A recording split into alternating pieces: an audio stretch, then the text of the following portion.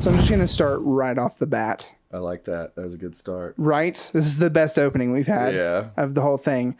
I'm just going to put it out there. I don't give a goddamn about the Super Bowl.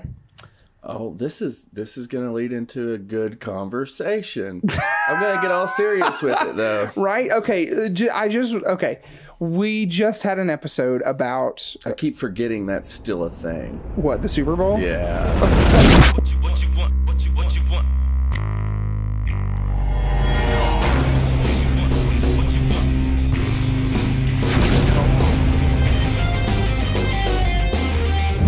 We just had an episode about masculinity and being a man and what that looks like, and so I'm kind of diving into my childhood here. Yeah. But when I was growing up, I came up with a stepdad who sort of was the typical asshole stepdad you hear about a lot. Right. And it's why I have such an appreciation for stepdads who rise above that mantle and sort of take on like a more healthy what a parental figure should be like. But I grew up with a stepdad who sort of forced me to feel like I had to do this, or I was going to grow up and be what he called, and I own this word, so I'm using it, but I was always called, a faggot in training. So I want to talk to you, like, in your upbringing, did you have sort of these expectations that were set on you that were sort of a product of their time, and how did that shape you as you grew into who you are now?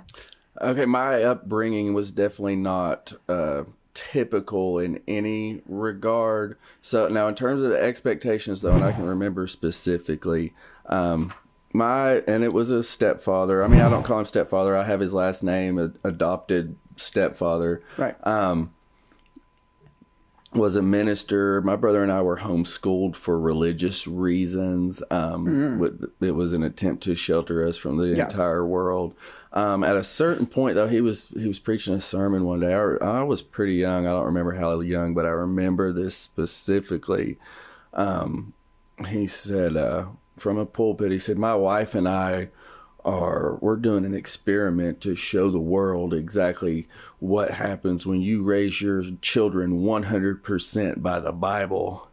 And I was kind of like, challenge accepted. Let's see what happens here then. Let's see how that's going to end up for you. So in terms of expectations, it was, I feel like the expectation was fucking perfection.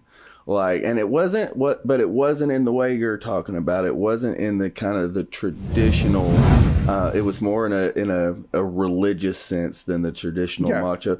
I was a able to similar avoid vein. that. My stepdad was very a-religious. Like, there was not a lot of that brought into the conversation. And I think some people kind of get raised with, particularly males maybe, with a combination of the two. Right. Whereas maybe you got the sports ball side of it, and I got the Jesus side of it. And a lot of people deal with kind of the combination of the two. Like, you have to be a fucking saint and a good sports baller. Like, the expectation there would be Tim Tebow. Yeah, exactly. Who's really good at fucking doing that, by the way. I'm not dissing Tim Tebow. I'm just saying. I guess he would be the... I know of him, so... See, you need to... He's the John 3:16 on the black, like the eye black, right? He was a good sports baller, though. I'm going to give him that. Okay. I would trust my daughter. What's he doing? What's he doing now? I believe is he still talking into microphones. Oh, is that what he does? I think he's a sportscaster. Now, he might be trying to play baseball, because that's how good he is at all the sports balls. Wow. So he went from like football to baseball. Yeah. I will say this as sort of like I'm going to back up just a little bit. I love getting together and drinking. I don't know if you can believe that or not. We should just I love getting together and having like parties over the sports ball around. Yes, but not and occasionally, like, I'll be watching something and I'll get into it after having a little bit of this directly from this specific cup that you'll see next week. But I enjoy, like, I can get into it, but just I never really found a niche in that growing up. Like, I have to play football or to be accepted or like, I was very much a marching band. That was my... I have no trouble believing this. Yeah, I bet you went to the Super Bowl of marching banding. Kind of. We went to a few events. We did Disney and all the fun stuff. And I'll say, just talking about the Super Bowl and sports, and this is something that's part of my own kind of personal evolution, so that it will serious this up a little bit. I'll be very careful in how I say something. I was a lifelong sports fan. Yeah. Like I particularly football. I loved baseball too. If there was a score and statistics, I fucking loved it. Yeah. And I do not currently watch or keep up with any sports, and that's been for a few years. And part of that was I changed a lot of things about myself coming out of my first marriage. Yeah.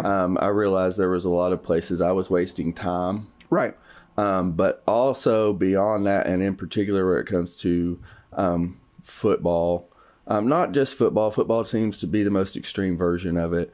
First of all, like before anyone, and I'll get into that part later, but before it was cool for people to be boycotting the NFL, one side or the other. Yeah. Before, like 2 years before that, I stopped watching the NFL because, for one, like I was such a sports fan, I would listen to ESPN radio all the time. Yeah.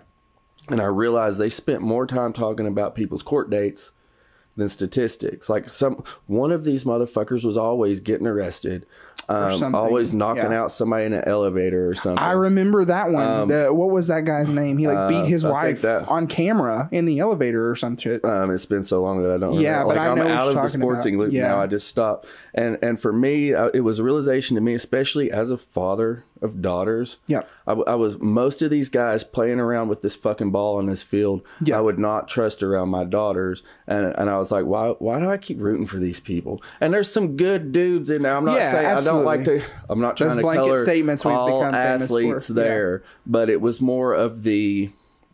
Not just of the men involved, because you know you got teams full of men.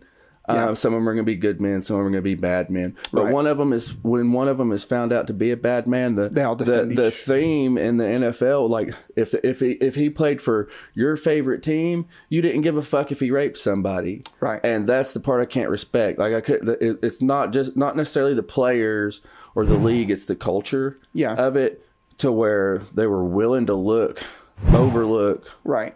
So And much not just really, the inner culture of like the team itself. I feel like the whole country and just anybody that enjoyed it put those people up on such pedestals that it was like they were impervious to. and that's how a lot of them got to that point. Those guys on NFL level, they've been put on a pedestal since they were fucking 9 or 10 years old. Absolutely. all the way up to there.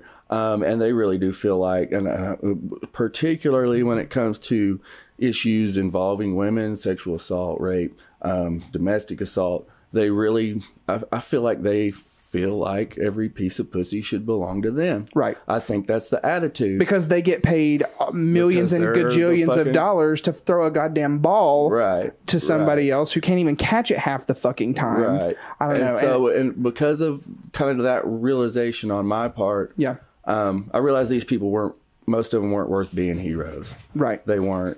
And just like, why can't we find somebody who's worthy of that mantle of being, you know, as opposed to... So I stopped. Well, then a couple years later, I'm going to ruin this whole episode now. I wouldn't have it any other way. The huge Colin Kaepernick thing. Then all of a sudden, NFL fans had standards. Yeah. Then all of a sudden, they like gave a fuck what kind of a man was playing football. Right. You know... that turned me off forever. Yeah. And like I said, it's not about the league. The league's stance. The league just fucked that up every which way by trying to not piss anybody off. Yeah. Okay, go ahead, do your thing. But let's help her out. we're getting a wine refill. She's going to be on the podcast next week, so we got to help her. Sorry. But continue. When I would see some of the same people who didn't give a fuck about a player who knocked out a woman or was charged with sexual assault or murdered somebody suddenly get up in all arms. of a sudden a player taking a knee, and I don't give a fuck, we're not going to even get into that subject, but if that one pissed you off, that's where you draw the line at, and you didn't give a fuck about any of the other shit anybody else did, then like just fuck you and your sport and your league. It's that it goes beyond the level of double standard at that point. It's just it really kind of like what we talked about last week of like the people who were commenting on that ad. It really showed more about their moral standing. And I feel like the same thing with the Kaepernick issue is like you're really showing more who you are than who he is by commenting on this. You are, and it was at that point that it wasn't just about the NFL or Kaepernick. It was this big group of. In my mind, I was like, I don't. Whatever happens with this, and they come out of it or whatever, I don't want to be a part of this scene. Like, I'm not going to root for anybody's teams if this is the man. And I don't know, like, I really don't know which side in terms of NFL fans. I don't know which side was mostly pro or anti Kaepernick, depending on where you were listening to. It seemed pretty even. But the overly patriotic people seem to be the loudest ones that I was hearing. And I was just like, if this is your thing, it's your thing. I don't want nothing. But I go back to it, like, where have you been for all this other bullshit? Well, that didn't matter.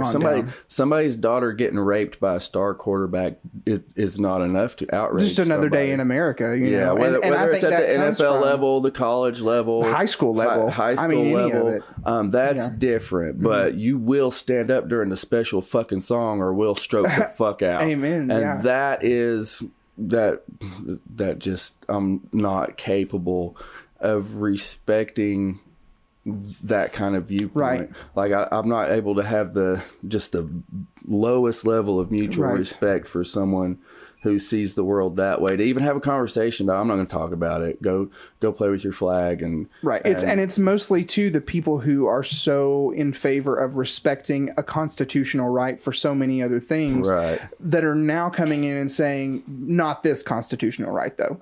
And we want you to do this not this one. No. Yeah. You know, what most people, and I try to watch out to make sure I'm not doing the same thing. Right.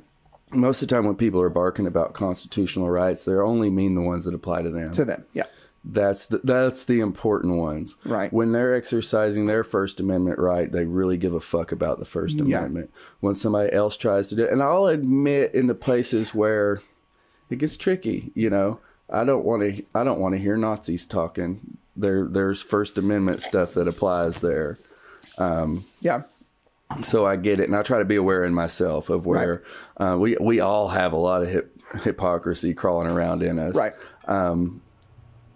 The key is to try to be aware of when you're doing that. Some people I wish weren't allowed to talk, but I want to be allowed to talk. So there's definitely some hypocrisy. And that's the thing is, I heard somebody say we have to just unable to look away when somebody's doing something they disagree with. Literally, like I said, regardless of whether you agree or disagree with him, dude took a knee. Right. For however the fuck long that song is. If you can't look away from that, like these are the same kind of people that can't scroll past your Facebook status without telling you about yourself. Get the fuck over yourself. Yep.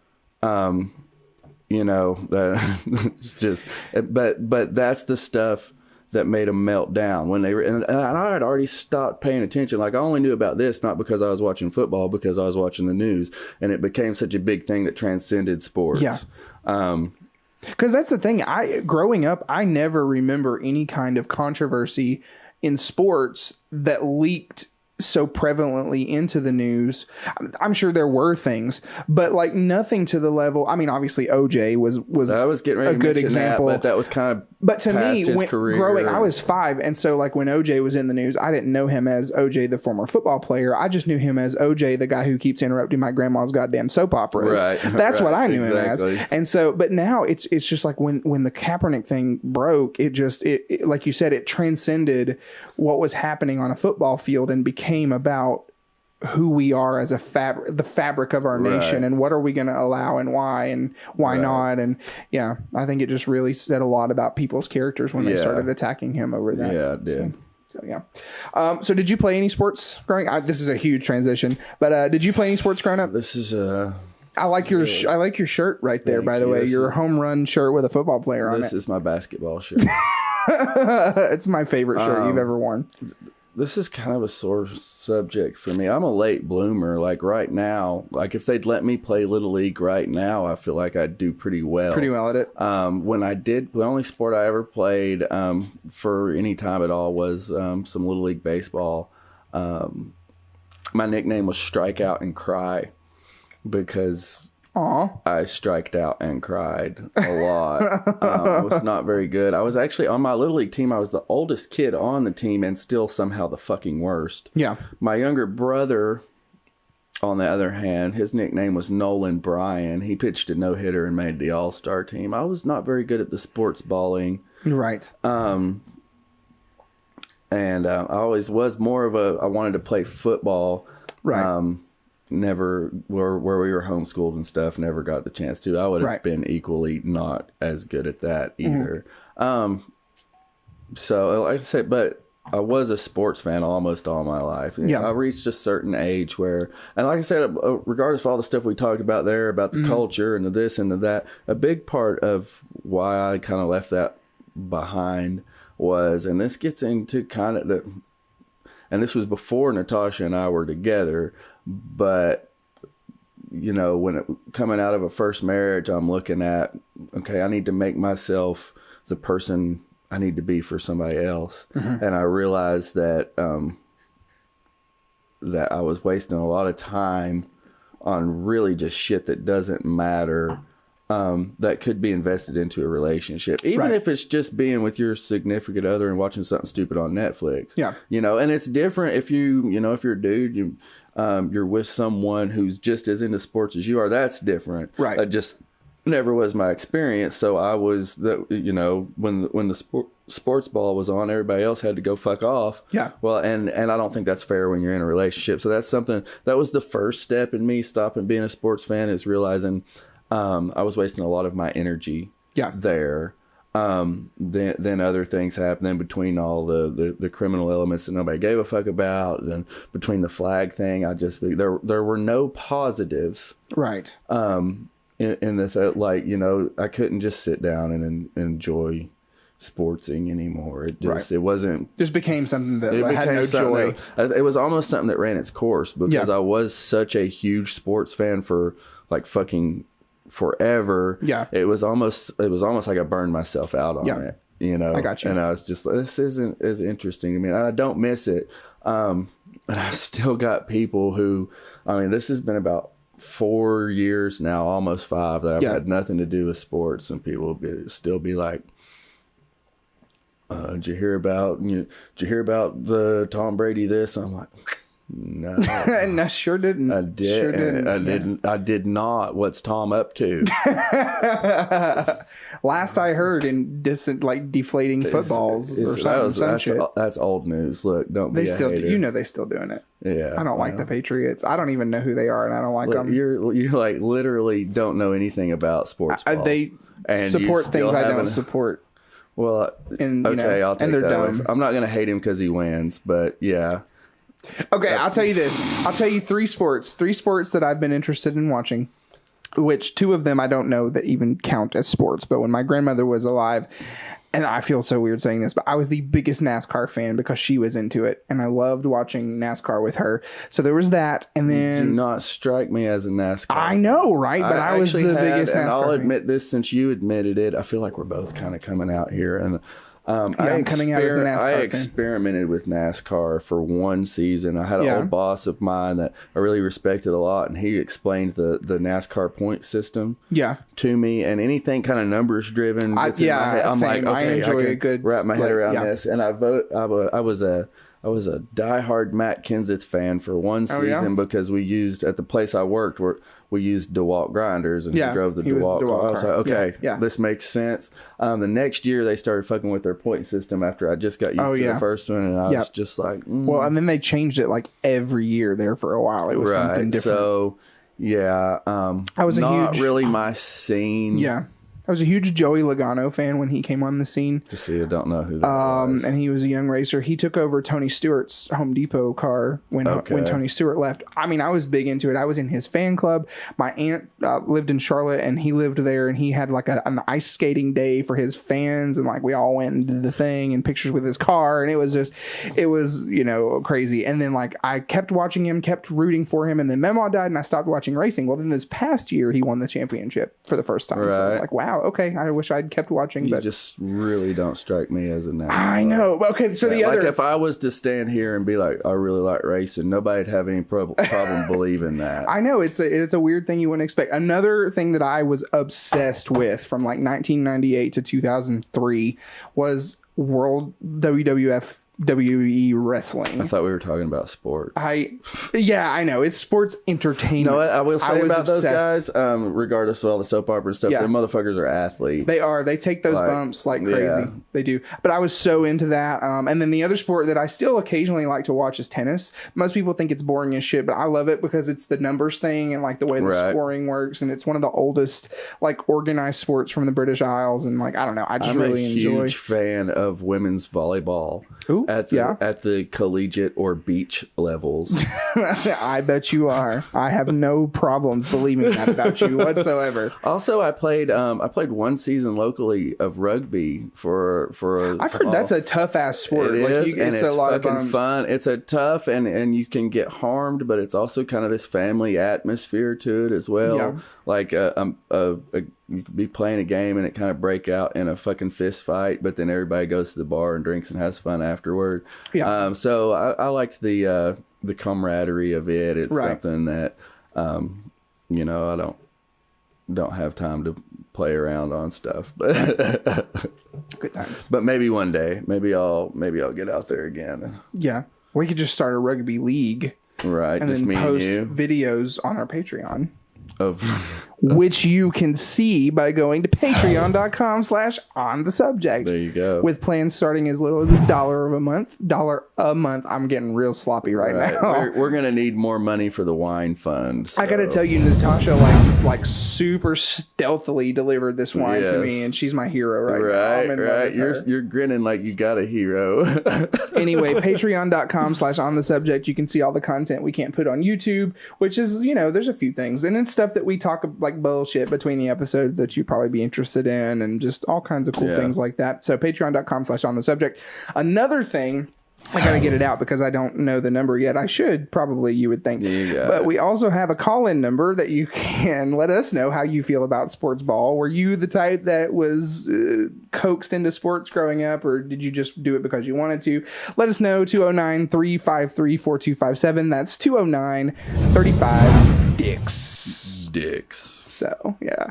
And with that, I think that is all the time. We got one. We got another good one. We just keep tearing through. We just keep tearing through. Yeah, I don't know how we got on a sports one. I guess it was the shirt. It was the shirt. I got this from my brother-in-law got this for me for Christmas. This is the first time I've worn it. He was super excited about me having this. So now you're showing it to the whole world on here. So I love it. All right, guys, that's all the time we have for this week. Thank you for joining us. Natasha Welch is on the show next week, so be sure that you come back and join us for that. You are not going to want to miss it. Like I said, it's like we almost know what's going to happen and how great it is, and you're going to want to be here. Actually, she's going to be on the show for the next 2 weeks. I kind of have a feeling. So I think that'll work out that way. Yeah, I think so. I just, whatever. But anyway, thanks, guys. Thanks for joining us. Thanks, y'all.